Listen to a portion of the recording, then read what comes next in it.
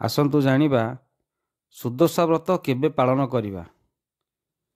2025 ମସିହା ନବବର୍ଷ ଆରମ୍ଭ ହୋଇସାରିଲାଣି। ପାଖେଇ ଆସୁଛି ସୁଦଶା ବ୍ରତ।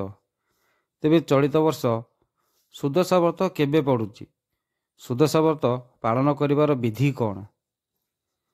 ସୁଦଶା ବ୍ରତ ଆମର ଶାସ୍ତ୍ର ଅନୁସାରେ ଶୁକ୍ଳପକ୍ଷ ଦଶମୀ ତିଥି ଗୁରୁବାର ଯେଉଁ ଦିନ ପଡ଼ିବ ଆମେ ତାକୁ ସୁଦଶା ବ୍ରତ ରୂପେ ପାଳନ କରିବା।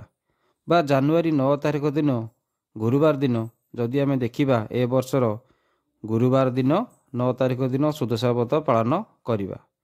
ତା ସହିତ ଶାମ୍ବ ଦଶମୀ ପାଳନ କରିବା, ଯେଉଁଟାକି ସୂର୍ଯ୍ୟ ପୂଜା ଆମେ କହୁଛେ। ଏହି ଦୁଇଟି ପର୍ବ ଏକାଠି ପଡ଼ୁଛି।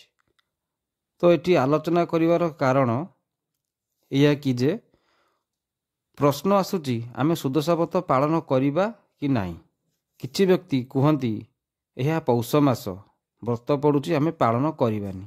ଏହି ପ୍ରଶ୍ନ ଏଥିପାଇଁ ଉଠୁଛି, ସାଧାରଣତଃ ଭାବରେ ପୌଷ ମାସଟିକୁ ଶୁଭ କାର୍ଯ୍ୟ ପ୍ରଶସ୍ତ ମାନେ ନୁହେଁ ବୋଲି ଶାସ୍ତ୍ରରେ ଲେଖା ହେଇଛି,